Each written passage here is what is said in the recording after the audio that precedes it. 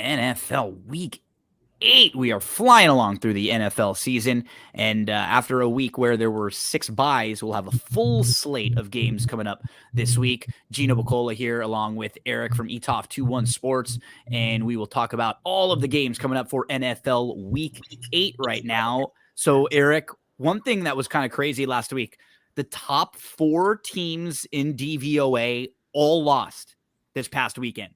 San Francisco, the Lions, Buffalo, and Miami. Baltimore's victory over Detroit was so big that they jumped all the way up to number 1 in DVOA. The 49ers, they fell quite a bit with their loss to Minnesota. So they're struggling a little right now.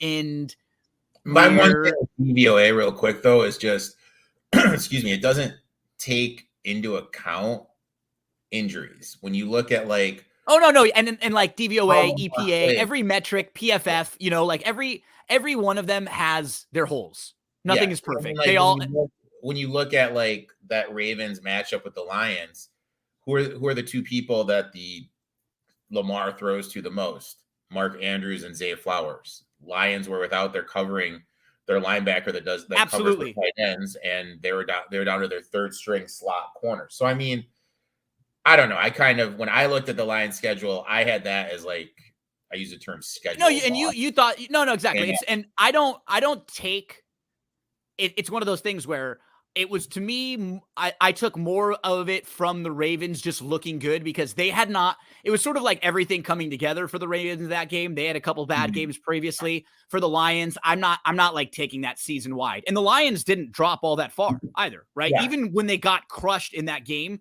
it was because now, like with an opponent adjustment, like that's a good loss for them. They lost to a good opponent, even though they got beat up. So they're still a high-ranking team. I think they're 5th right now in the metrics, the DVOA metrics. So we will go through and dive into all of the games. We'll preview them right now. Remember, if you're in the state of Iowa, you can sign up for a DRF Sportsbook account. You can use our promo code FAST350. It'll get you all the way up to a $350 deposit match bonus. Also, Erik and I are big fans of a new site that you can, where you can wager, you can parlay props. It's called parlayplay.io.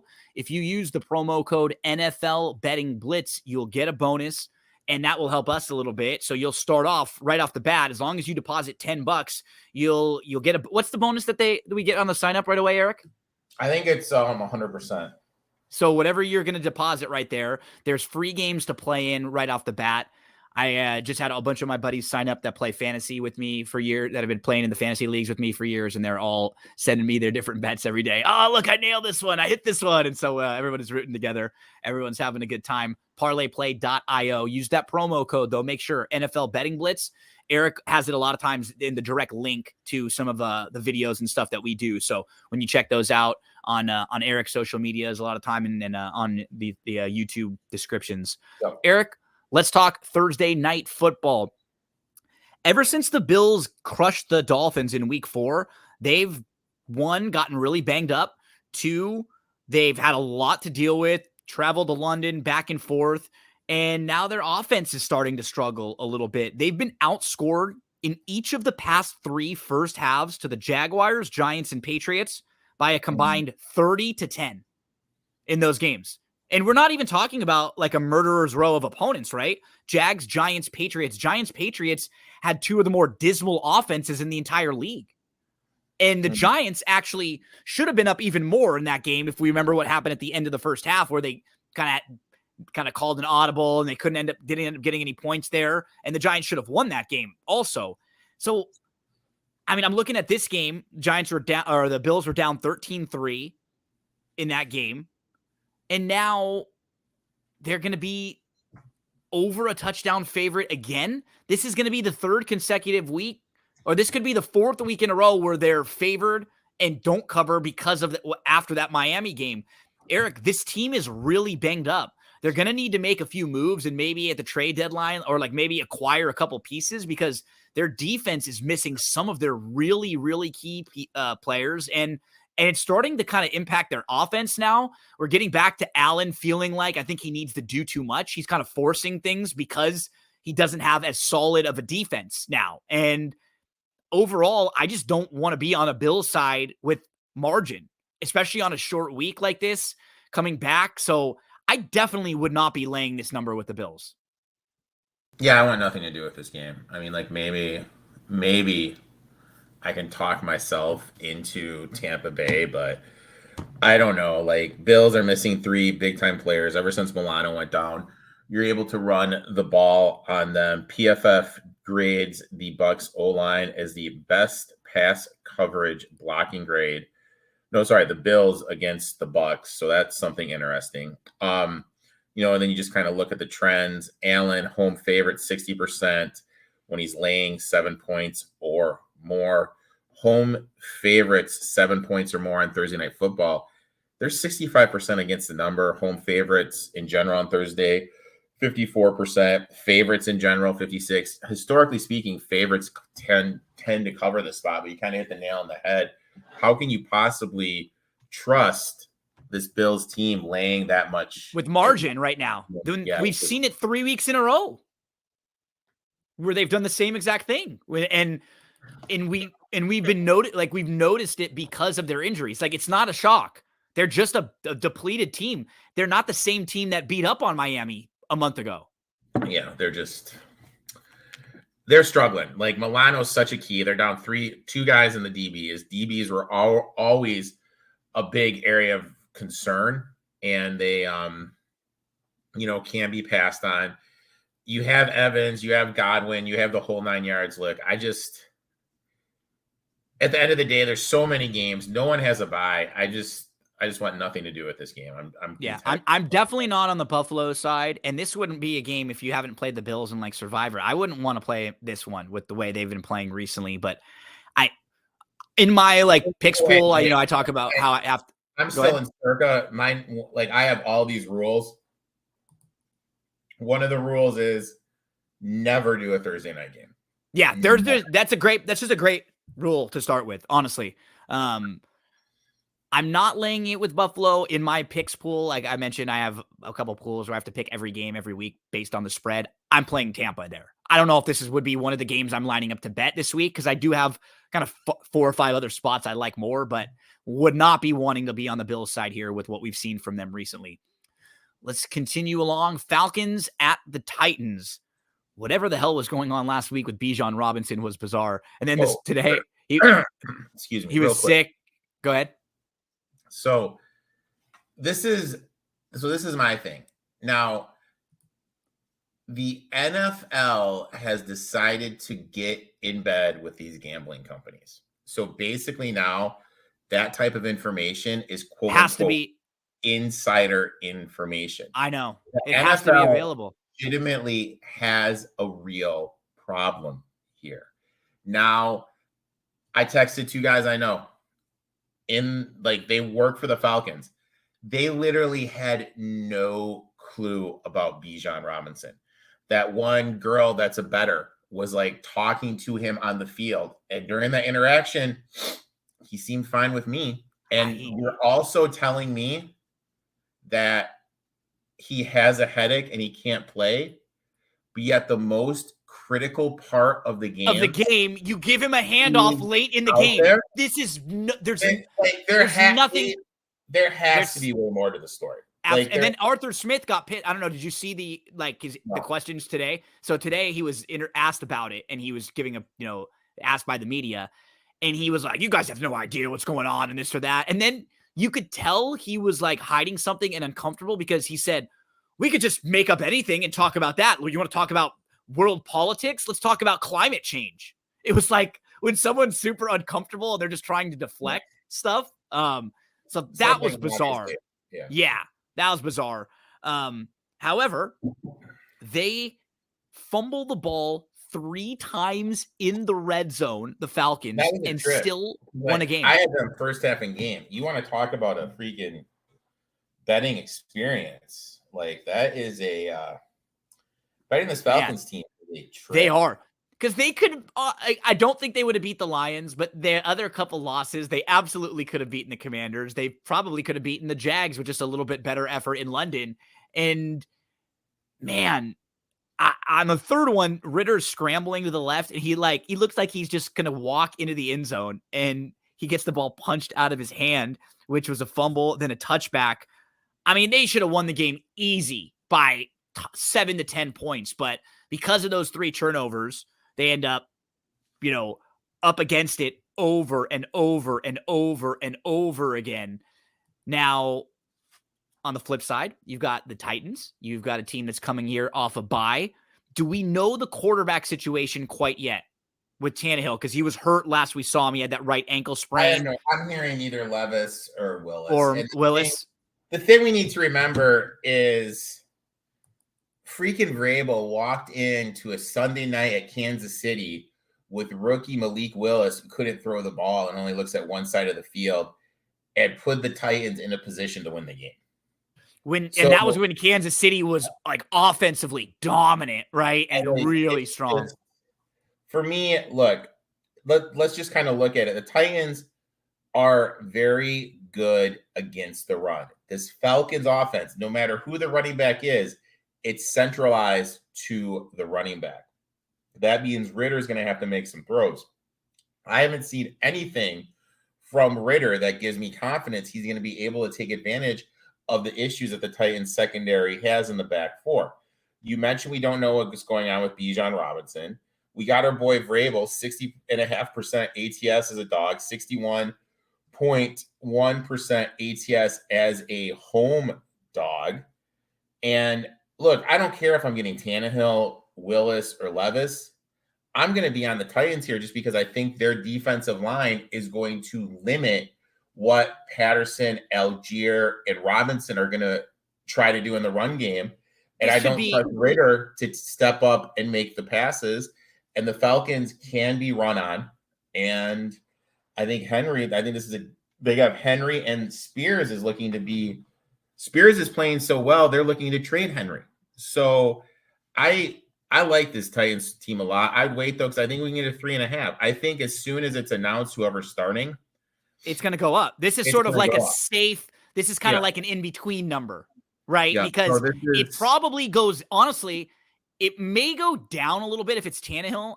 It could, right? Maybe to like 2. If this is Tannehill, this is going to go down to 1. Even. But because it should be about a pick 'em. It's kind of in like the safe zone now.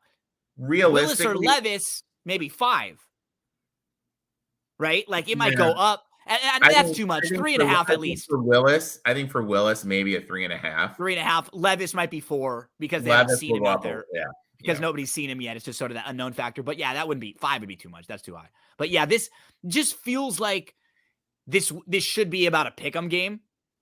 Like again, I've been using your line a lot recently. Right now, with what we've seen for a guy who turns the ball over so much and has not been good on the road, we've got Desmond Ritter laying 3 on the road here against a really well-coached Titans team.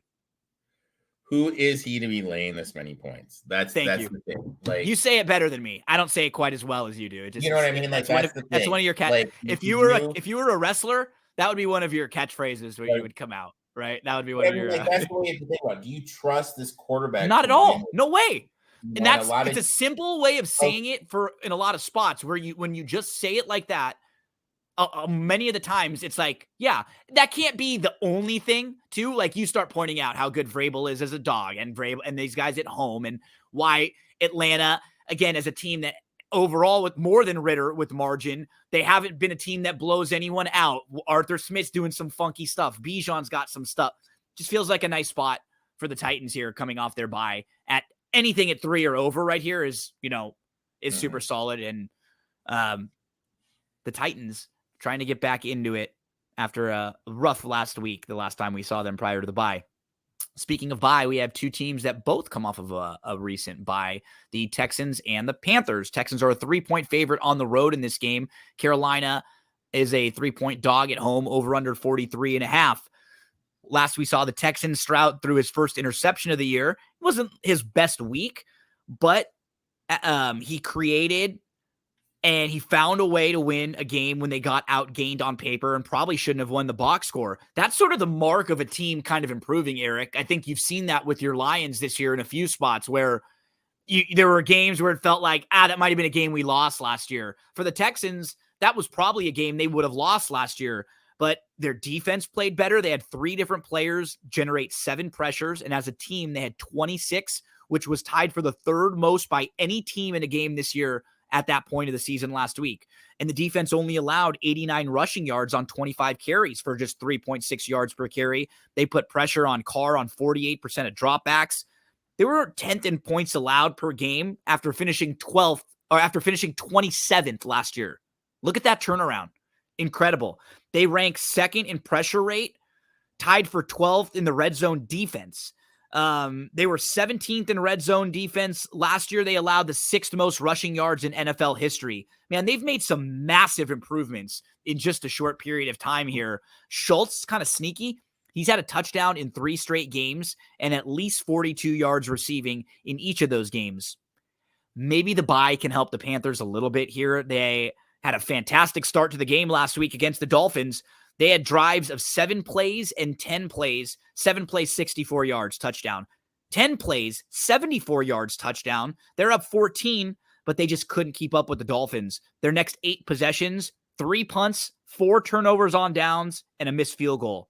But the man, I'll give him credit. I maligned him, and I thought it wouldn't.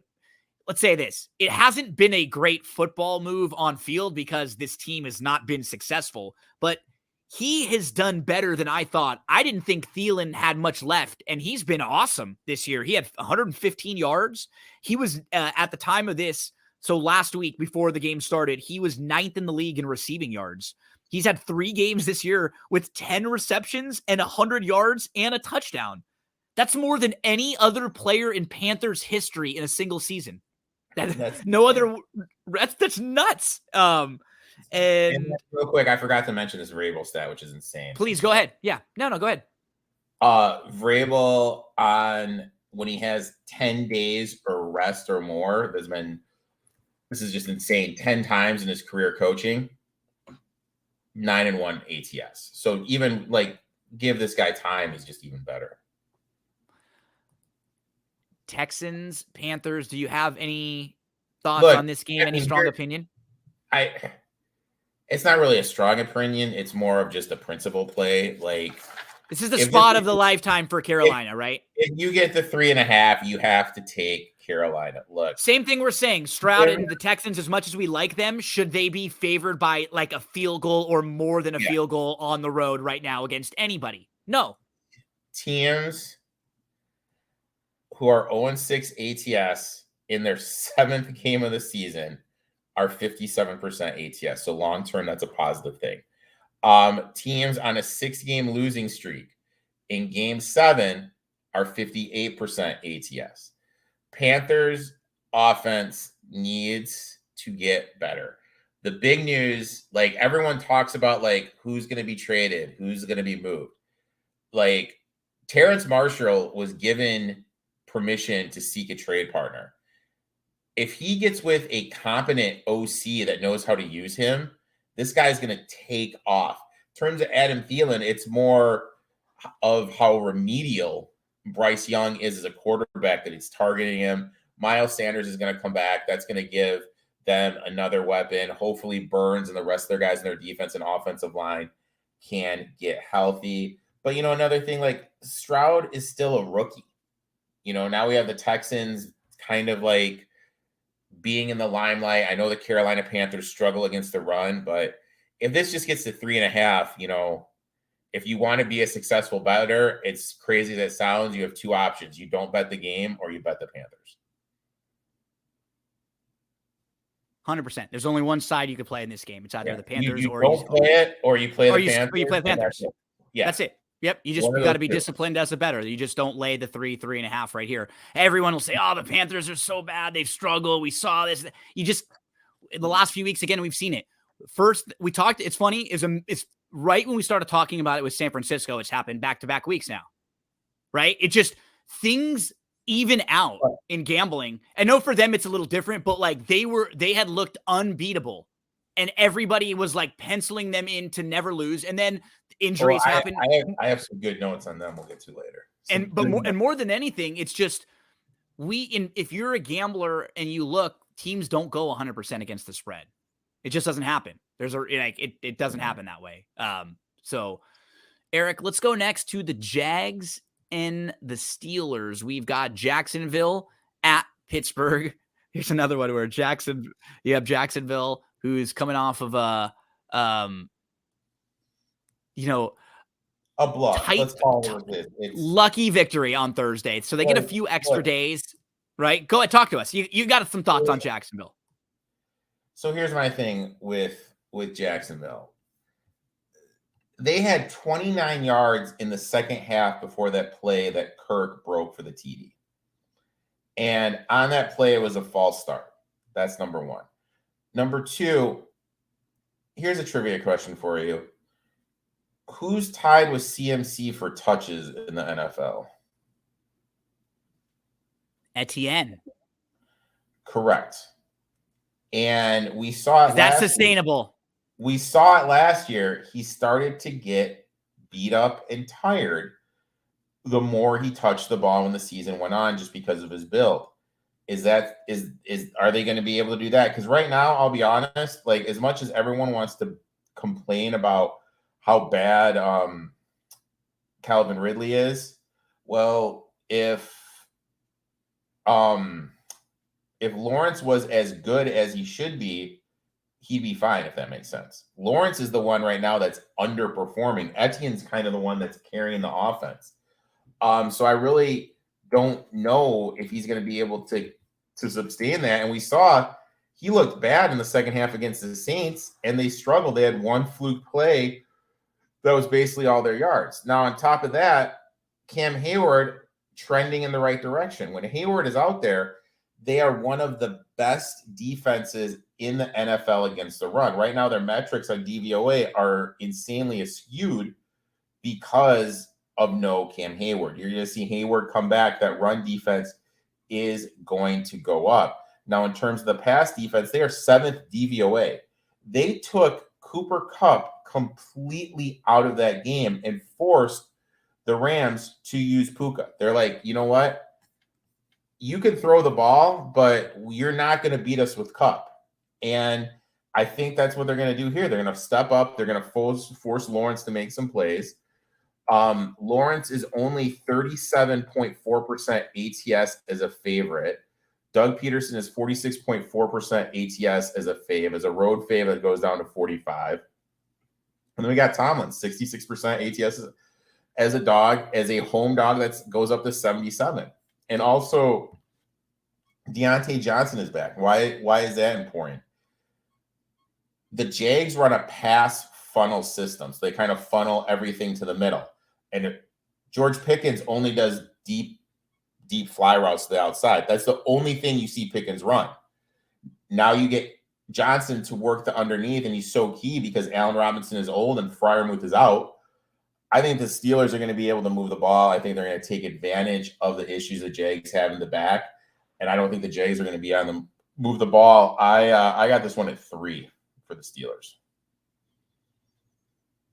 This is another one of those where you're either on the Steelers or I don't think you're playing the game, right? It's the same sort of spot, I think, like the last one, because this is a Steelers spot at home. Isn't it going to be Steelers to just be 5-2? Like, we're going to look at this team and be like, what the hell? Like, this is kind of crazy. But every one of their wins are the type of wins that we would expect. 5-2 with their fan base wanting to fire their OC. Right? Yeah.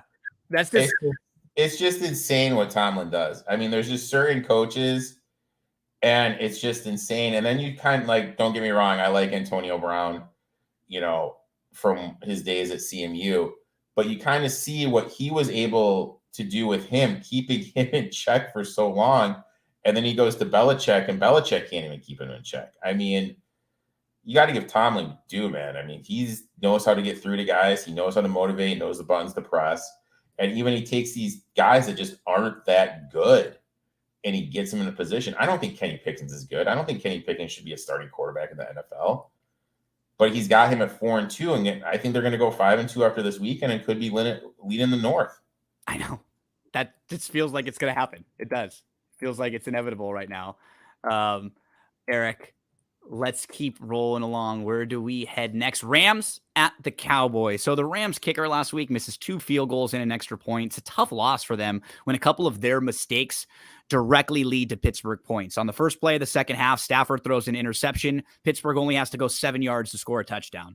Later in the half, 11-play drive, they miss a field goal, so Pittsburgh only has to go 60 yards to score a touchdown there. So 2 short field touchdowns, probably the difference in that game. Rams had more first downs, more total plays. They were better on third down. They had more yards per play. They won the time of possession, but turnovers and the missed field goals and extra point.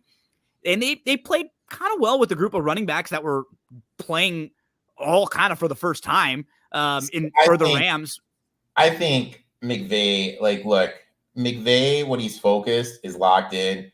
Kid was just born today. When he doesn't have focus going on, he is an absolute space cadet. Now, look, I get it. I understand that Zach Evans has his issues in pass pro, but with how electric he is in the backfield, you're telling me you can't give that guy 4 to 5 touches? You know what I mean? Just screen passes, sweeps, anything. You're getting Darrell Henderson from out on the from basically the couch. Henderson is not a big guy. You're trusting him in your freaking goal line situations. I thought it was going to be Royce Freeman, who's a little bit of a bigger back. I don't know. Maybe now since he has the kid, he doesn't have to worry about that. We'll see a little bit more common sense-ism from him. But yeah, I mean, I know people are going to talk about the spot, but I thought it was an idiotic game plan from McVay. I didn't understand one thing he was absolutely doing.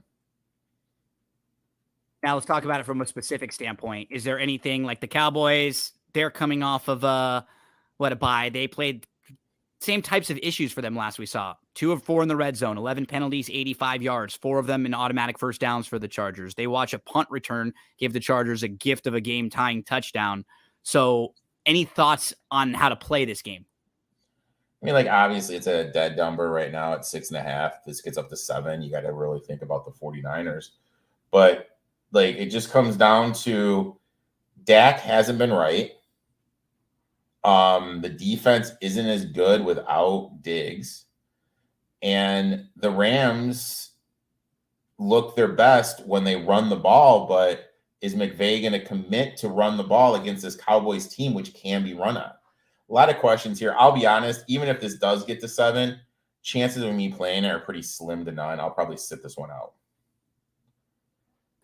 This one's sort of a stay away for me too. I can't really get a really good feel for it one way or the other here. Wouldn't want to lay this or around it with Dallas, but I just don't know if I am urged quite enough to play the Rams in the spot here.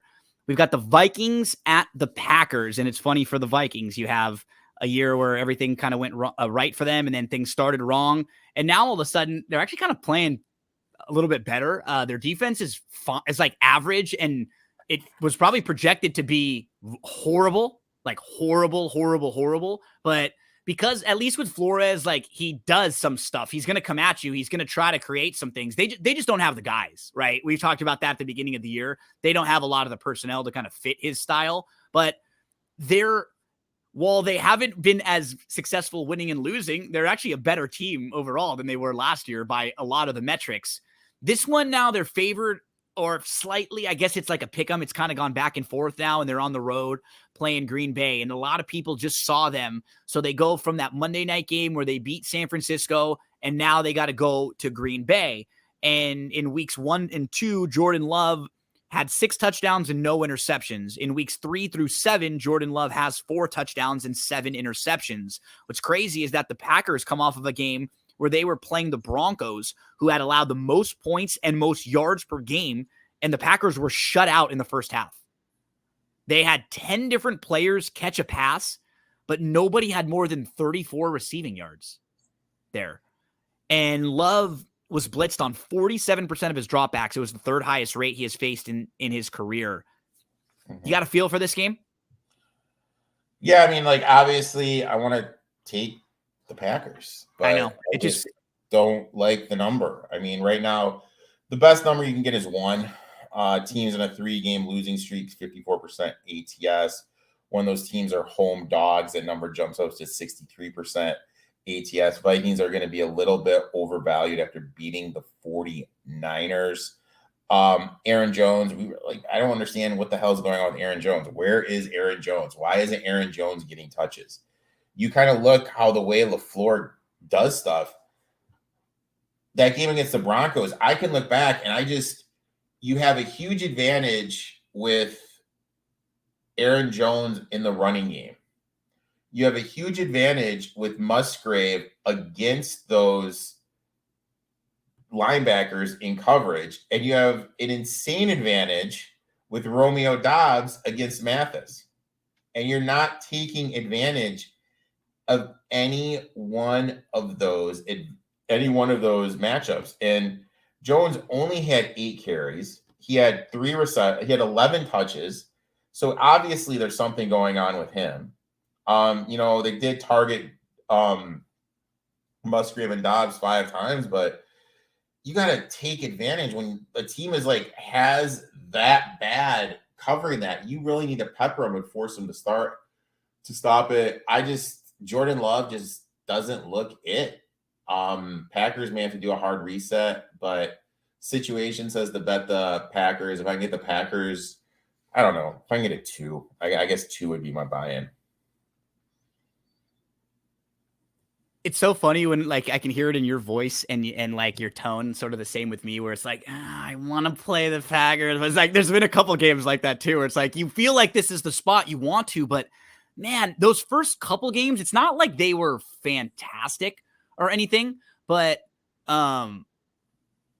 it just they were at least making some big plays. They were taking big shots down the field, so they were creating some penalty. There were a couple big PI penalties and stuff. You just felt a little more positive about Love and their offense. Even at the beginning, at the beginning of the year, we were talking about, okay, now this might be the chance to see LaFleur, what he can do. And really disappointed overall with a lot of what we've seen with the Packers, especially the last few weeks. So yeah, I mean, if anything, I'll be on the Packers side here, but I'll wait a little bit.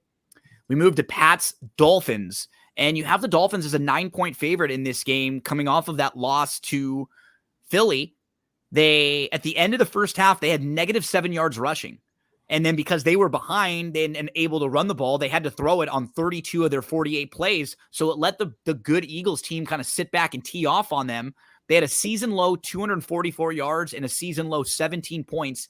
And 6 of those were on a pick 6 that their defense scored. So honestly, if it weren't for a couple of the Jalen Hurts turnovers, that game was probably not even as close as the score might have suggested. And so that I just kind of always worry about this team, Eric, laying a number, because incredible offense, they can score, but they haven't had a Shane the last couple. Now their offensive line is getting banged up, right? We are starting to see them getting banged up from the offensive line. They've also had an offense that's played against a bunch of bad defenses that don't have good defensive lines. And the Patriots can put a little bit of pressure on the quarterback here. And I don't like playing a team like the Patriots off of a big win like last week. But the difference is it's not really built into the number, right? They're not getting value based off their win last week. In fact, yesterday, this number was 8.5 for Miami. And Mac Jones actually played pretty well in that game. I'm sure not laying the 9 with the Dolphins, Eric, but can we get to the Patriots here? I mean, you got to know what's going on with the O-line. Armstead banged up, Wynn went down.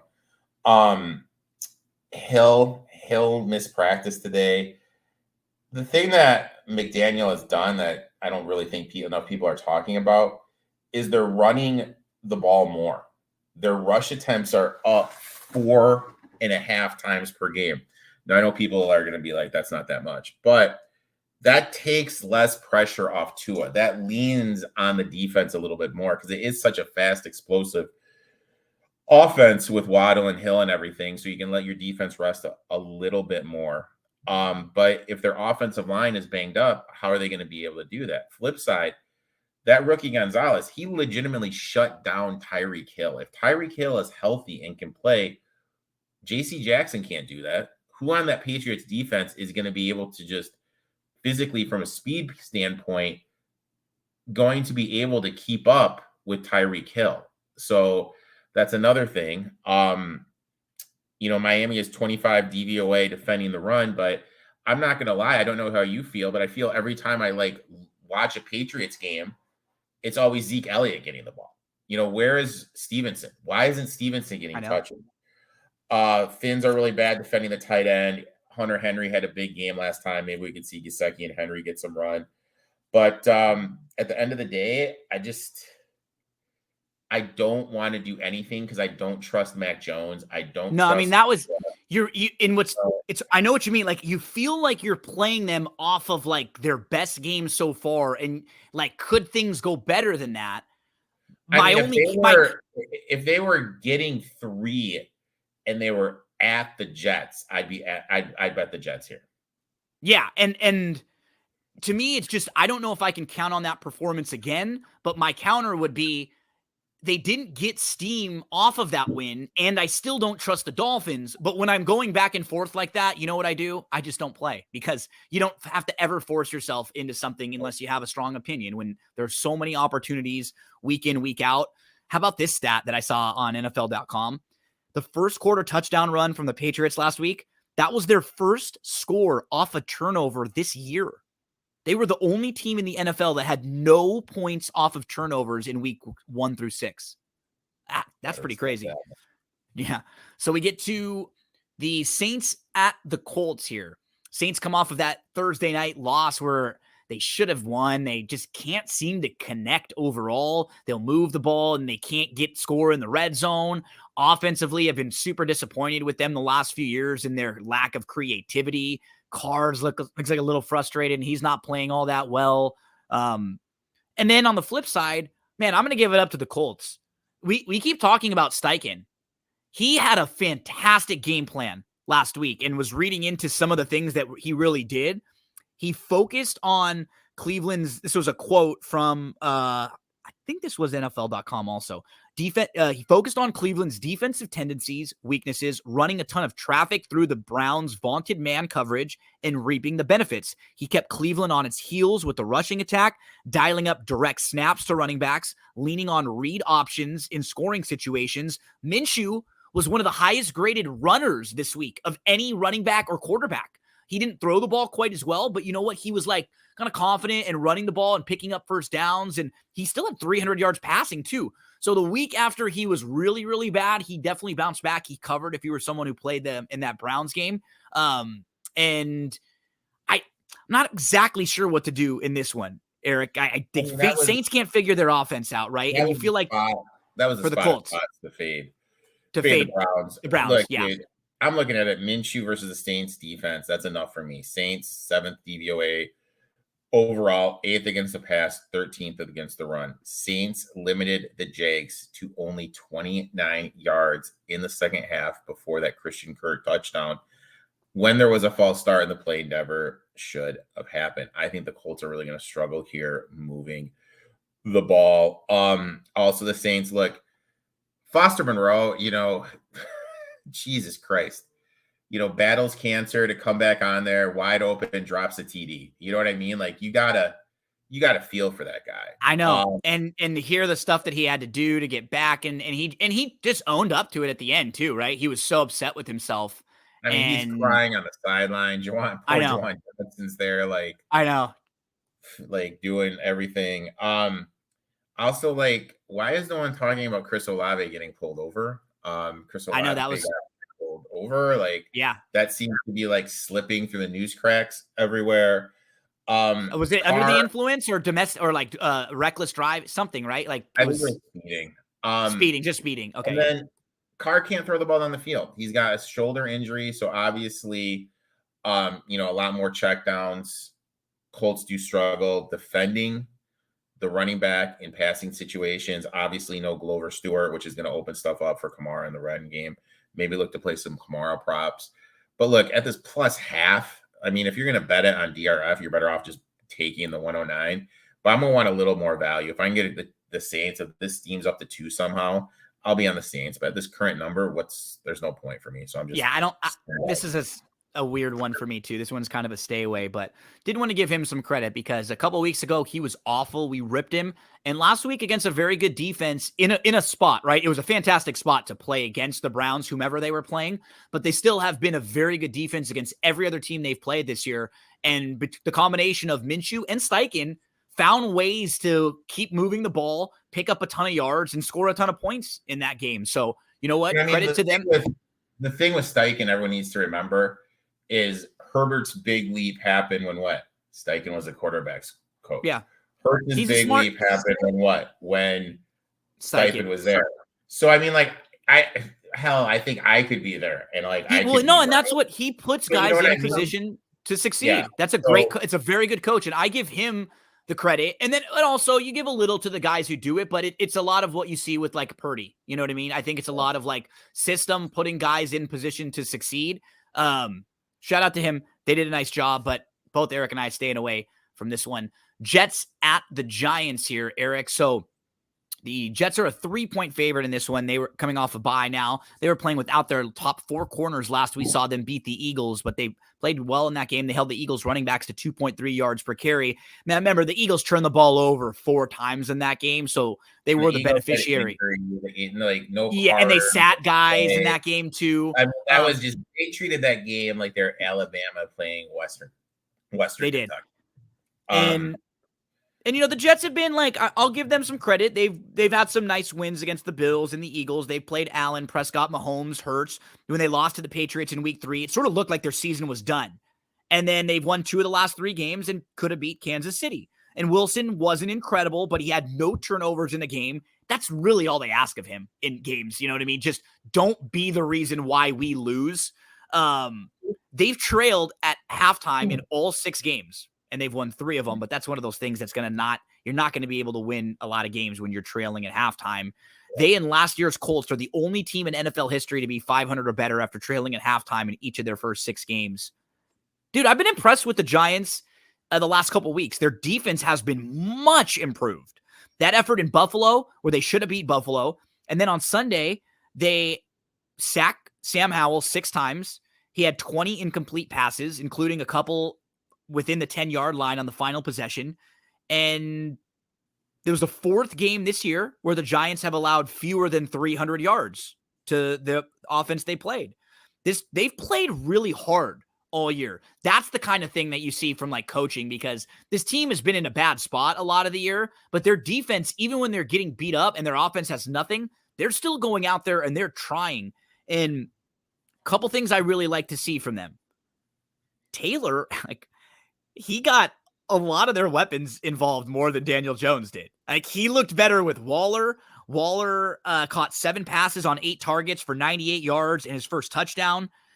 He also got Hyatt involved. Hyatt had a 33-yard pass on the 3rd offensive play of the game. Then Hyatt had a 42-yard catch in the 4th. He had a 42-yarder that they couldn't score on afterwards. But each of his 5 targets were 20-plus yards down the field. So you've got this weapon. Let's use him. Let's try to stretch the field. And so positives for me in what I've seen from the Giants in the last few weeks. And now they're a home dog in here to Zach Wilson. Erik, I mean, I like the Giants in here at 3 or above. Yeah, I bet this at 3. Look, again. Who is Zach Wilson? Yeah, who is he to be laying points? Now, technically, they both play in the same stadium, so there's going to be Jets fans there. I get that. But even in a neutral game, which this is, who is Zach Wilson to be laying this many points? Also, everyone's talking about how good this Jets defense is. I read this interesting article where it says they're not as good as everyone thinks. They're not. They're not on the down to down. Yeah, they are 15th in yards per play and 30th on 3rd down conversions. So that means people are getting over 5 yards per play against them. And there's only 2 teams that do a worse job of their defense getting off the field. You know, I've been saying it. I think you can run on this team.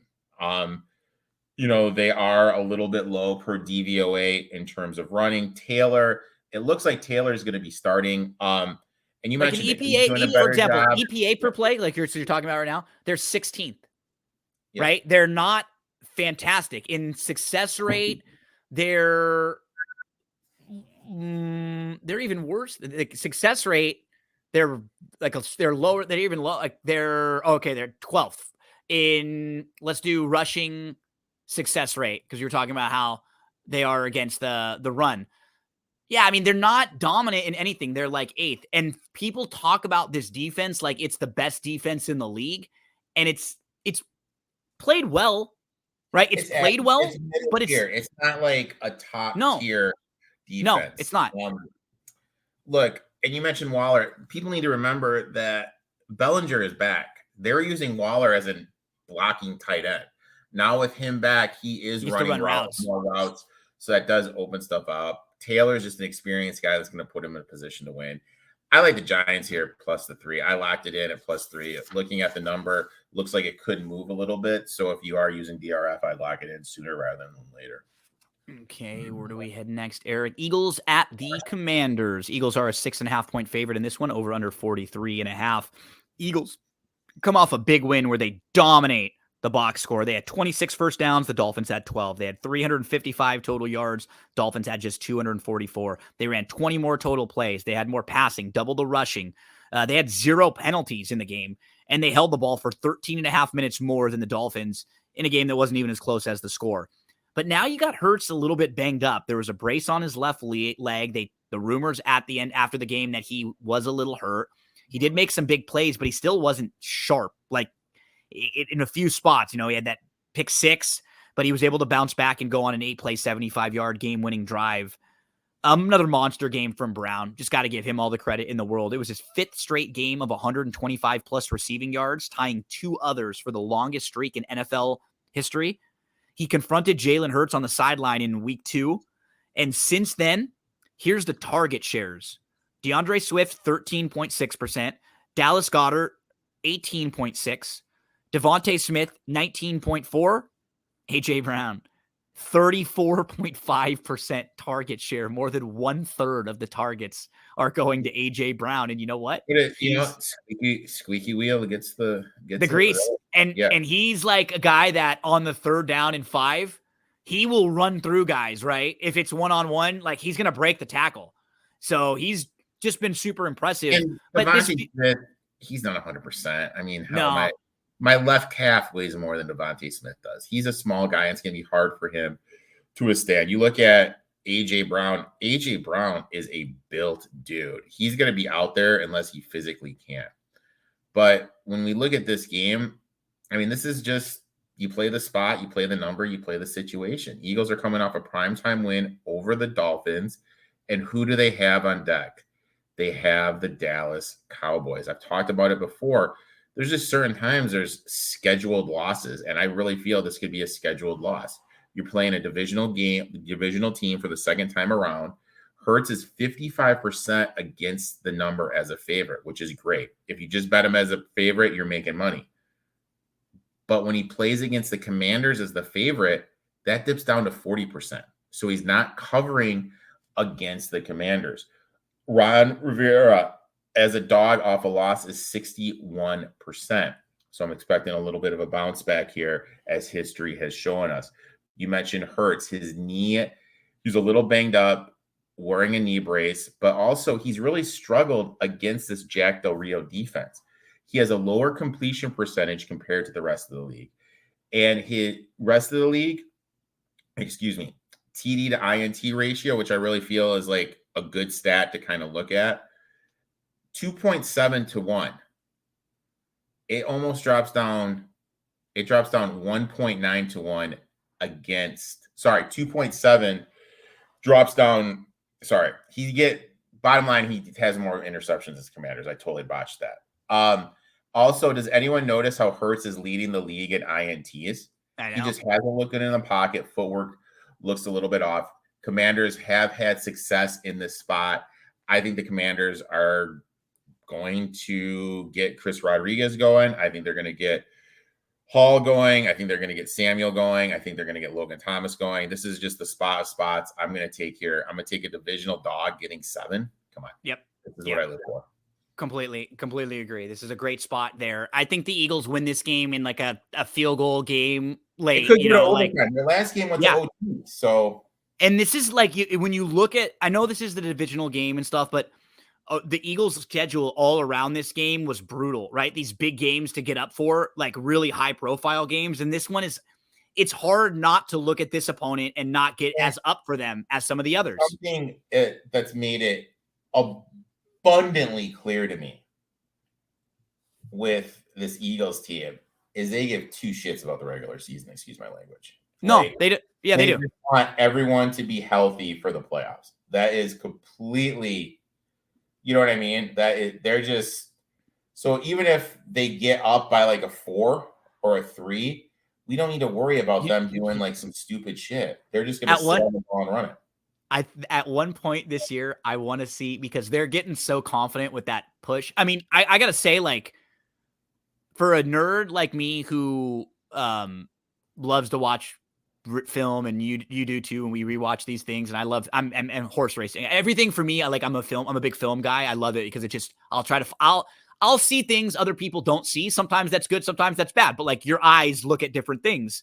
And man, I gotta say, when you watch that push they do, there are like every guy on their team takes that play so like they love that play. They love that they're so good at it. And it's like their baby. They don't ever want to mess that thing up. I truly think they could go down the field on a drive if they wanted to and get like 2 yards, like get a first downs doing it. But you wouldn't do it all the way because you would get hurt, but they're that good at that play. Like, that's one of the most amazing plays I've seen with the way, and hearing Nick Sirianni talk about it afterwards and stuff, like it's so cool because nobody ever half-asses that play, Eric. None of their guys ever are like, we got this. You see, they line up, they get in their stances, they execute that thing 100%. Yeah, they take that real seriously. It's going to be interesting to see. And I think we almost saw it when the Dolphins did it, because the Dolphins lined up to do it. Yeah. It was a false start. And they got a false start, and some teams no. They had Tyreek Hill back there pushing. Yeah. So I really think what they're going to do was they're going to fake it, and then everyone just pinches, and they're just going to throw it to Tyree out in the flat. The Patriots did a fake. They did that a few weeks ago, right? And they biffed it. There's a couple years ago in a bowl game, UTEP did that. They lined up.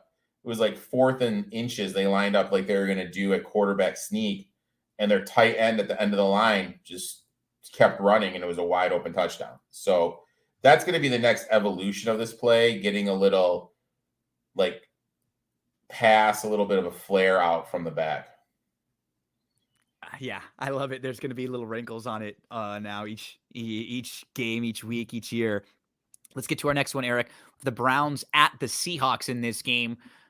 This is PJ again, right? Because, whatever the hell is going on with Watson, if he is hurt, if it's a mental thing. And I mean this from the bottom of my heart, and I'm going to swear here, so I apologize to anyone. Fuck Bradley Quinn. Like, fuck him. Brady? Brady Quinn? Yeah. Who the fuck is he? Like, it doesn't take a rocket scientist. Watch him throw the ball. He's not stepping in. His throwing motion is all jacked up. It doesn't take a rocket scientist to figure out there's something going on there. Well, what's hard is that what are two different things is, first off, Deshaun Watson isn't a likable guy based on what has happened over the last couple of years. Deshaun Watson, but you know what I mean? Like, nobody's going to argue that. Like, he's done some bad stuff off the field, and then after that, he's never really like come out and taken it right. He's never apologized, and the Browns paid him all this money, and it's guaranteed. And so there's all these people that don't like him, right? That's fair. You cannot like the guy, but this is a separate thing from all of that, right? This is completely separate.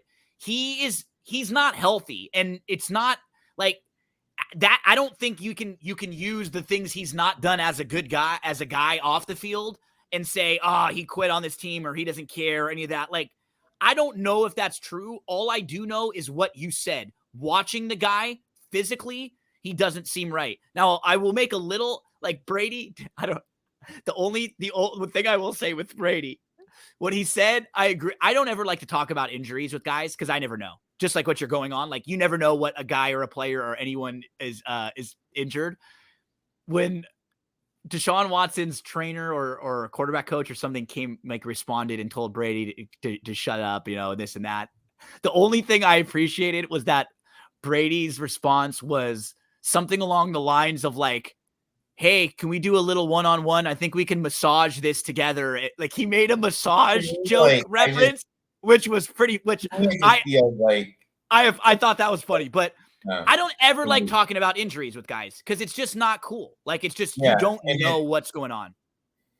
Yeah. I don't know. Like, I just kind of feel we get these ex-players in there that really they're at a point right now, instead of trying to be knowledgeable and trying to pass the knowledge, they say stuff and they do stuff for clicks and follows on social media. And I just feel that's all he was doing, because it doesn't take a rocket scientist if you just look at how he's throwing the ball to know he's not 100%. Well, what's funny about this is like, he must not like Watson, or he must have some kind of a thing with Watson in particular himself, because like, he was 3 or 4 days ago. I listened to the podcast a lot that he comes on once a week. It's the CBS one. It's called the Pick Six podcast. And a lot of times I'll throw these things on in the background while I'm doing a lot of my work. I'm always trying to get more than like curious about who people like. I never care like who people are betting, but I do care about like random stats, numbers, maybe some trends here and there that I can catch like on different things.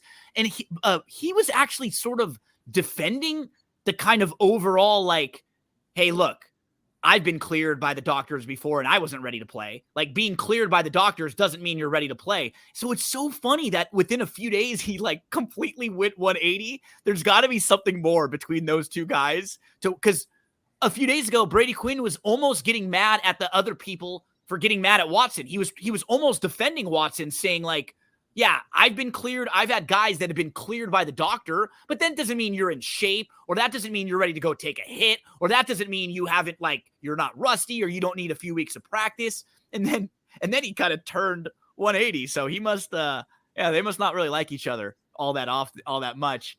Now, what do we do with this game? Seattle's this game's gonna go up. Like, again, in what world are you trusting Geno Smith with injuries to the offensive line going up against the Jim Schwartz defense? Really good defense. Best defense, arguably, in the NFL.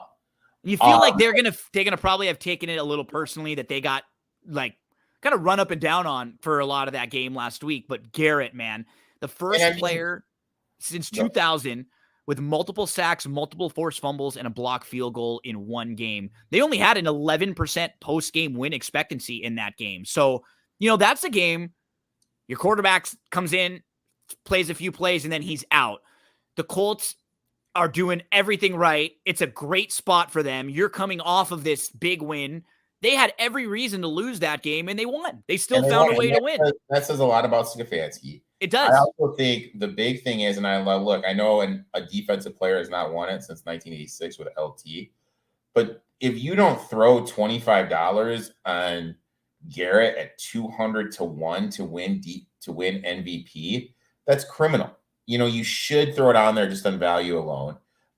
Just kind of looking at this number, Stefanski as a dog is 54% against the number. But here's the thing that kind of stood out to me. As a dog against the NFC, do you care to guess how many games he hasn't covered? This is Stefanski? Yeah. Ooh. 3, 5? Perfect against the spread as a dog against the NFC. And it goes back to this comment someone made. I don't know who was doing the announcing. No one in the and they made it with Lamar, and how there's no real quarterback in the NFC that does what Lamar does. That's why it's really hard for these NFC teams to play against them. Flip side, there's no real team in the NFC that has this zone running scheme that the Browns are wheeling out. So it's a completely different than the Shanahan and the McVay, which everyone in the NFC is used to. So that's why his teams have so much success, because they're able to run the ball here. Walker, look, he covers. He is 6-2 ATS as a dog. These Which numbers is are nuts. great. I know. He's been around the block. The Seattle And the thing is, it's not like he was playing for great teams either. Like, he was playing for a bad Carolina team, and this team is fine, but they don't have like a bunch of offensive weapons. Their offense hasn't been moving the ball all that well. So look, for me, I'm gonna be on. I have a lot of games I haven't locked in yet. I have a few I've locked in. You're okay with over three or over here? I'm gonna obviously do over 3, but again, I'm just waiting because I think this number is gonna go up. You know, DK was just rolled back. Looks like he's gonna play.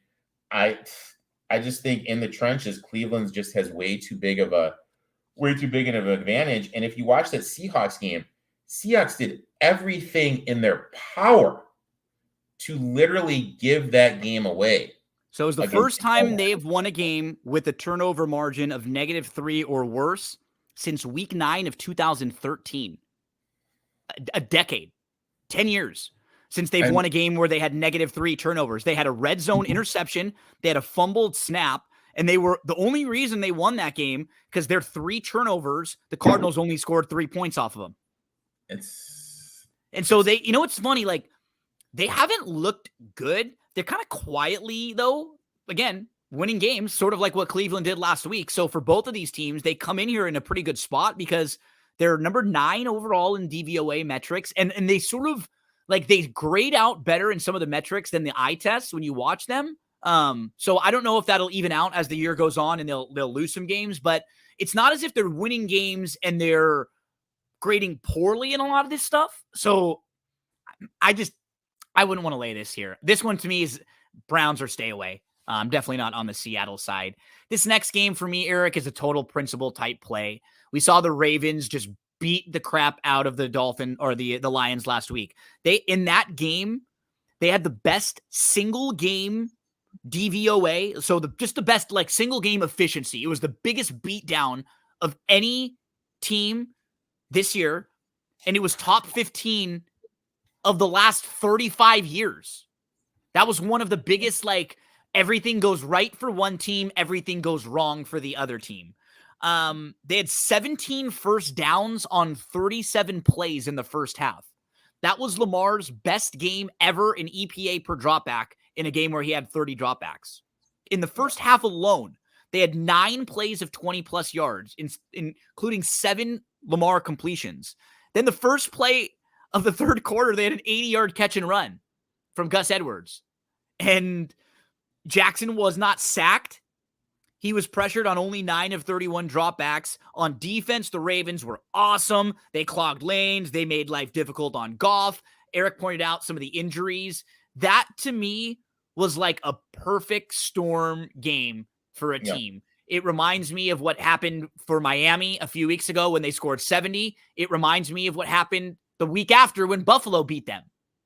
And now we just play against them. You just have to play again. I just have to play that they're not going to be able to have everything go right for them in a dead spot off of that big game on the road against an opponent that's really started to struggle. I mean, Arizona, they looked a little feisty their first few games, but the last couple, they've been disappointing. They could only score 3 points on the 3 turnovers. They had 1 touchdown drive. After that, they didn't have a possession that went longer than 26 net yards. But this is just a spot. This just feels like the spot for them to where they could be down by 14 and get a late garbage time cover and you backdoor here. You don't have to watch the game. You don't have to love Arizona, but it's just a fade Baltimore spot after everything went right for them last week. 100%. You know, classic Lamar. You know, you fade him when he's laying over 3. Jackson laying over 3, 42%. He doesn't cover as these big favorites. Reminder, buying low, selling high. Teams that won by 30 or more points who are road favorites are 40% ATS. Also, guess who came back to practice today? Mr. Murray. Kyler, as a dog, 64% ATS. Ravens are still banged up on the offensive line, and I'm starting to notice. So are you thinking this is a Kyler game? Are you thinking he's going to play? I think he's going to play, yeah. Because the thing is, you have to do it. You have to see what you got. Yeah, absolutely. Because there is so much quarterback talent, and along with seeing what you got, you're auditioning him to get trade capital from him because you probably are going to draft May or Williams or whoever. So you got to roll him out there because maybe you can get a team that needs a quarterback like a Tennessee or an Atlanta, a Tampa Bay, someone like that needs a quarterback. See something with Kyler, you can trade him, get some draft capital. So you have, as soon as he can physically play, you have to roll him out there. Yep. But there's one thing that I've noticed though.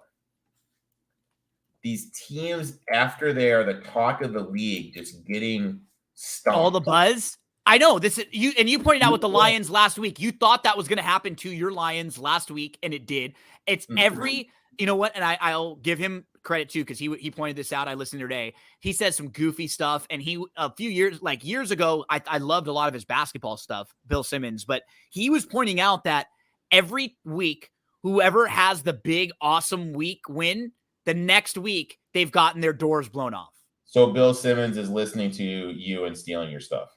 Exactly. Me and you, obviously, both of us. That's and then he's putting it out on his $1 billion podcast network. You know what I mean? Which I can proudly say I've never listened to one thing from him.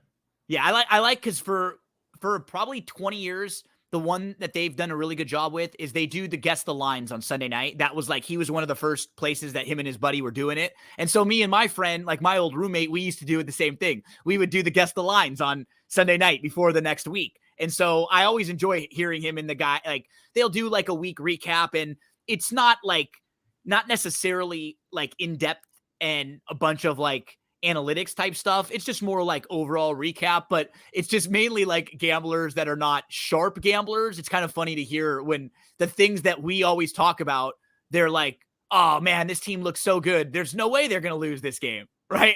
And I'm always listening to them just kind of chuckling, like, gotta buy low, gotta sell high. And this team is high right now. But yeah, I mean, let's just kind of look at it, week by week. The Lions beat the Chiefs. They lost to the Saints. Browns beat. They lost to Seattle. They lost to Seattle. Week 2, Browns just destroyed the Bengals, then lost to the Steelers. Then the Cowboys, right? Yeah, week 3, Cowboys, after being the Jets, got lost to the Cards. Week 4, after putting up 70. The Finns lost to the Bills. Week 5. And the Bills and then it switched to the Bills. They were the buzzy team after beating the Dolphins, and they've lost 3 weeks in a row, but they lost in London after that. Yep. And then the 49ers after being the Cowboys, nobody's going to beat them. They're incredible. And then the Lions again. The Lions, Lions again. You had people paid millions of dollars to be on ESPN saying they're the best team in the league, and they're going to win. And I will still say, if you look at the Lions and you look at their schedule and you compare it to like the Eagles and the 49ers, the Lions could still get the 1 seed. They still honestly. If you look at the website Tankathon, they have the second easiest schedule. Yeah. And so, I mean, like realistically, if that happens, Campbell is winning Coach of the Year. Hutchinson is winning Defensive Player of the Year. And Goff might get something. Like maybe an offensive player of the year, if not MVP, he would get offensive maybe. Yeah. So, I mean, I took a stand. I went with, oh my God. Arizona. No, I went with Hutchinson in that future. Here I went with, I just played the number, 9 is weight. I got it at 9 when it first opened. It's everything over a tutty, I like. So I printed this website that we're looking at, because I'll kind of print out the full lines and everything like a day or two ago, and I'll sort of go through and make some of my notes, and then obviously we pull it back up here when we talk through it. This morning, the Bengals were a 5.5 point dog, so the numbers moved in Cincinnati's direction a couple. Do we think this is a no Purdy number? Yeah, I mean, they came out. It looks like Darnold's going to be. Darnold's going to be the starter. So your boy Sam Darnold seeing some ghosts right here, and this is what. No way in hell I'm going to bet this game. I'm staying away because I missed the number. Right, like if I would have played this, I wish I would have, because I would have played this with or without Purdy, and I wish I could have gotten the 5.5, but I missed it. So I mean, also like I know they're coming off a bye. I get it, but who do they have on deck? They got the Bills on deck. That's a big game for the AFC for And the sort of old. like a personal rivalry game that they've kind of So developed the last few years. I don't know. Look, They only had 77 yards on their final 8 possessions the last time we saw them play. and another thing to remember with the this is my big tease for the 49ers. Schwartz is an OG. He knows his stuff. And what he started doing against Purdy was basically just rushing 3 and dropping 8. Yep. And that's what kind of limited that offense with the, well, I mean, obviously it works when you have a wrecker like Garrett in there. You're able to do that stuff. But we saw the Vikings start to do it where they're dropping like 8 into coverage. And Purdy which is against what they normally do, too, which right? Was having a hard time was having a hard time moving the ball. Now he's banged up. You have Trent Williams banged up, Debo banged up, CMC obviously not 100%. Look, if I was going to do anything in this game, because we talked about it before, you can run in this 49ers team, I would kind of look to play some mix-in props. Drew Garrison, who was my guest last night, he talked and he said he was going to go do some Jamar Chase props, but I think it's a mix-in night. I think you're going to see Mixon kind of get going and everything. I'll look there. But in terms of sides, look, this is another game. I'm no fun. I want nothing to do with it. Well, no fun, Erik. So the San Francisco 49ers offensive delay of game penalties by season. In 2017, they had 2 the entire year. In 2018, they had 3 the whole year. In 2019, they had 6 the entire year. 2020, 1. 2021, they had 2. And in 2022, they had 3. So far this year, they have 5 through 7 weeks. So just for them, since Shanahan's been there, one thing they never do is to have problems getting the plays off, right? That's always something that he's really good at. But this year, for whatever reason, combination of things, if it is a Purdy thing, still being sort of a young guy and still kind of not even had a full season sample size of starting, for whatever reason, they've had 5 delay of games and they're on pace to have more, basically double the amount that they've had in any year since Shanahan has been their coach. And now they're starting a different quarterback. Yeah, so that's something that's, I just don't, I'm not, I have too many negatives. The Bengals, I mean, for as bad as they are against the run, they're nasty. They can get to the quarterback. Bengals offensive line has some issues. But the offense hasn't been great. I mean, they're 23rd in offensive DVOA. They're dead last in yards per attempt. Some of these Bengals stats were prior to this last week of games. So this was after the Bengals played their final game before the bye. They had the highest 3-and-out percentage in the league, almost 30%. So I wanted to be on the Bengals. I missed the number. I'm not playing this one way or the other.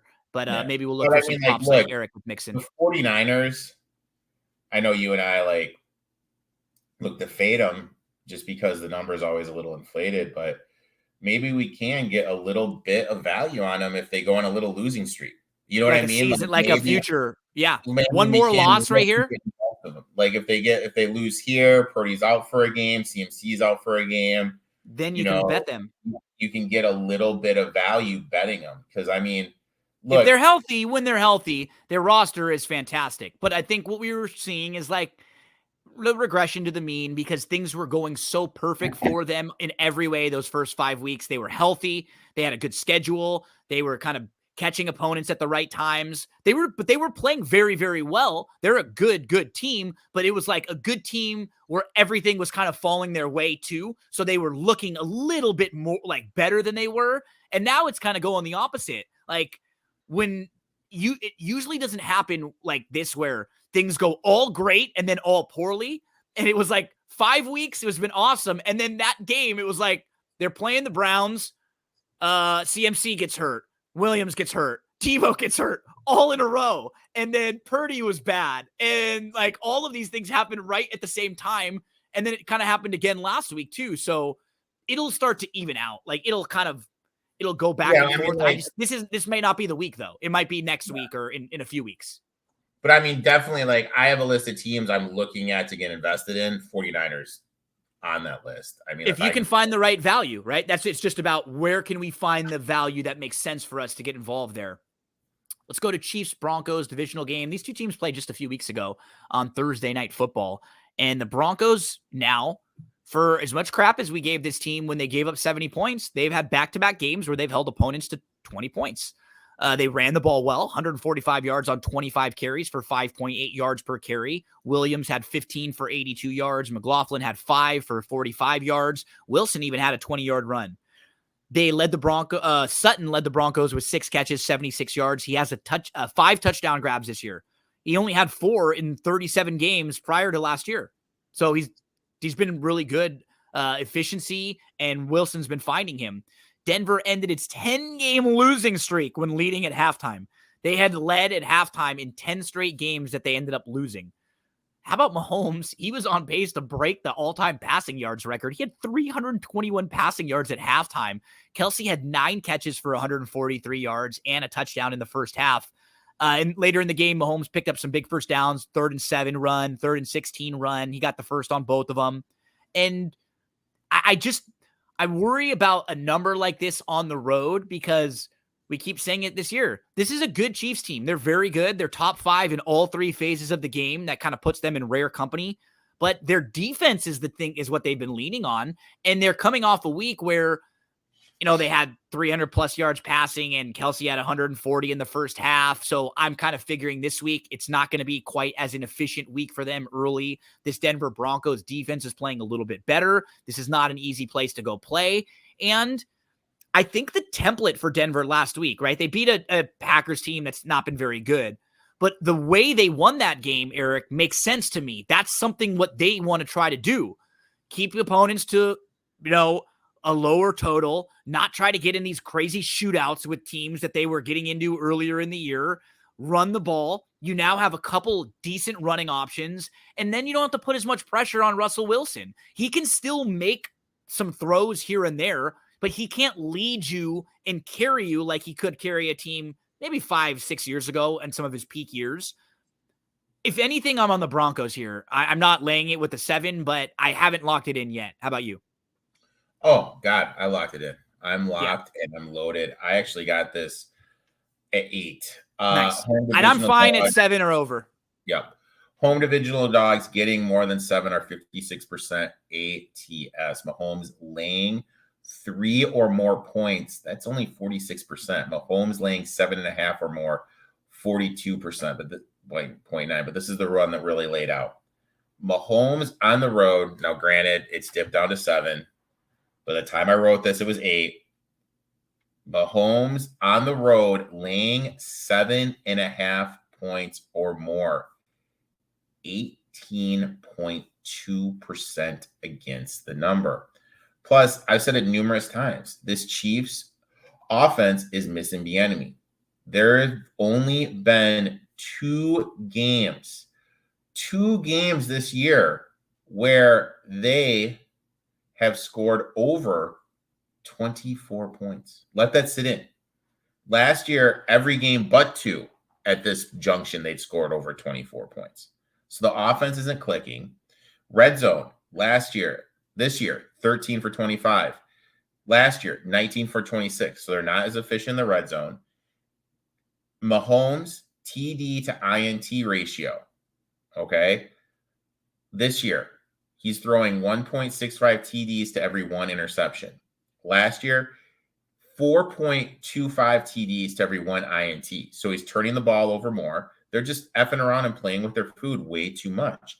Chiefs are 22nd DVOA against the run, and my boy Javonte Williams is finally starting to look better. We saw him have that burst a lot against the Packers. For his career against the Chiefs, he's averaging 4.4 carries, 4.4 yards per carry. Last year, he had that game where he went over 100 yards against them. Broncos are starting to look better. I expect the Broncos to lean on Williams, take advantage of the Chiefs' defense against the run. Wilson as a dog, 65%. Look, we can crap at him all we want, but as a dog against the Broncos, he's 60%. Look, give me the home divisional dog here. Like Yep. 7. This is my buy-in point though. If this gets any 7. lower, I'm not taking it. I out, agree with you. I want but a touchdown.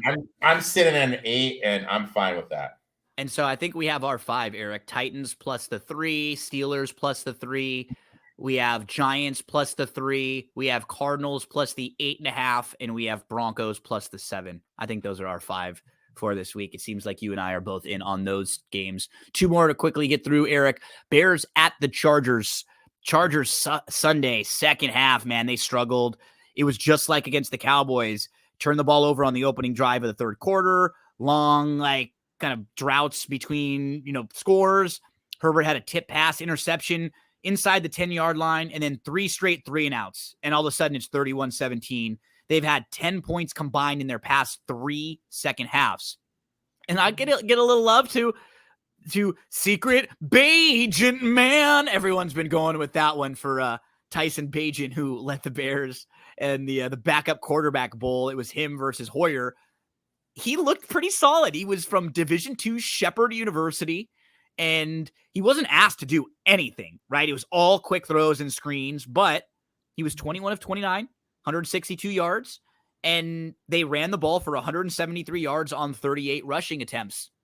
I'm not laying this number with the Chargers. If anything, I'm on the Bears side, but are you on the Bears side? No, I want nothing to do. Steer clear. Look, don't want to. This is the. I'm still in the contest. I'm still trucking along in Circa Survivor somehow, some way. Chargers are what we are going with in Circa. Look, it was a cute story, what he did against the Raiders defense, but you're going against Bosa, you're going against Mac now, a little uptick in coverage. Chargers are playing for their season. Chargers are a better team than the Raiders. Herbert, I don't know what's going on with Herbert. Like, as soon as he misses a throw, he throws everything absolutely as hard as he can. It's like all his touch is just completely gone. I know. I noticed that he was hawking him. Eckler's like getting back, obviously, is a big factor in the passing game. Bears are one of the worst team, if not the worst team, defending the running back in the passing game. So that's good for them. And this is a quarterback from D2 going on the road. That's a big difference in playing at Soldier Field. First game, I will say the first few plays, he looked like you or I taking some snaps out there. He looked like he was just the speed of everything he was not ready for. He was much better this last week. But yeah, I'm not laying it with the Chargers. We've talked about 5, 6, 7 games I like on the board better than this one. Again, I have to pick every game for a few of these things. I'm going to take the Bears here just with the margin, but yeah, disappointing with the Chargers. I think that, so basically what I had heard was the last 6 years, 5 of the years, there was a team that was 2-5 that made the playoffs. So it's likely that one team you're looking at right now that is like either 2 or 4 and 2-5 is going to make the playoffs. And the one that people would think would be the Chargers, right? Because they're the most talented, probably, of those teams. It is like I'm in the Chicagoland area. I mean, there is legitimately people here that get paid good money to talk sports that are saying that they found their starting quarterback in Bajan. Oh my God. I mean, it's legitimately funny out here. But end of the day, look, he's on the road. I'm not going to do anything fancy. I'm just going to take them in Circa and then just kind of move on. Let's go finish up on Monday Night Football. The Lions and the Raiders. Lions are hosting the Raiders. Man, that was just such a fade Raiders spot. We were just talking about the Bears a minute ago, but the Raiders are so bad when they have to go east. They're just terrible that way. And you look a road favorite on the road since 2016. And you knew for them, they had a couple wins that were probably maybe a little fluky or maybe games where things sort of bounced their way. Last week, Jacobs was like invisible. That's the thing against the Bears. They couldn't do anything. He had 35 yards on 11 carries. And you have the Lions here who, I mean, They opened the game with three straight 3-and-outs. By the time they got their first down of the game, it was midway through the second quarter. They were down 28-0, and they were being outgained 325 yards to 13. Honestly, I'm really not going to take much out of that, except for what you had said. This has happened with every team this year. Every week this year, this has happened with like the hyped up team where they're reading their press clippings, and this is still a young team. It's still a young head coach with probably a lot of guys that are excited that they're doing so well and that may have bought into it. And there was a couple small things on the offensive line that seemed like the Ravens were picking on. You pointed out the injuries. All that being said, I don't really know if I have a side in this game one way or the other. Are you getting involved in any like props, or like, how do you feel about this game? Are you getting involved in a side one way or the other? So let's kind of look at it. Bounce back spot for the Lions, teams that lost 32% or more, 32 points or more, only 47% ATS. When they're favorites, 39%. When they're home favorites, 47%. When you look at Adams, he has had decent numbers against the Lions. Lions are banged up in the back four with injuries. So with that being said, what that tells me is this game kind of has backdoor written all over it. Lions first half are 5-2 ATS when they are the favorite in the game. When they are the favorite in the first half, they are 5-0 against the number.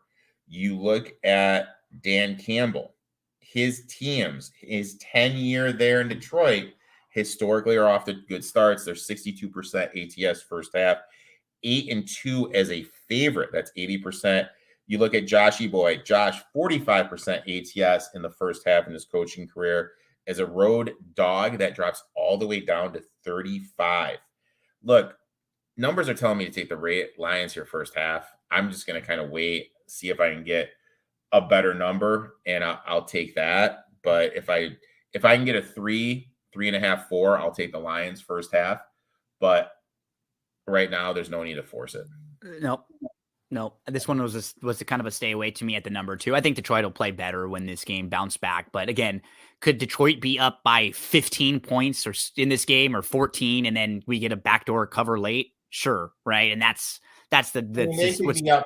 Yeah, they could be up and they go for 2 to cut it 6. You know what I mean? Right. That's the kind of thing that would be frustrating. So yeah, I think if you're going to play this game, I would look sort of like for that first half, maybe with Detroit, you can cut down a little bit of what you need to cover there in that spot. As we finish up with our week 8 game previews, we are flying along almost halfway through this NFL season. Erik, buddy, thanks so much for all of your time again this week. You also helped us out with the NBA with some NBA futures a few days ago. And I know you have your show coming up. You'll be recording that and kind of putting that all together into Friday. Then Friday, you and I will have the winning ticket for DRF Sportsbook. That'll go at 6:00 p.m. Eastern time. We have 4 college football games that we are going to be talking about this week, as well as our best bets for the NFL season.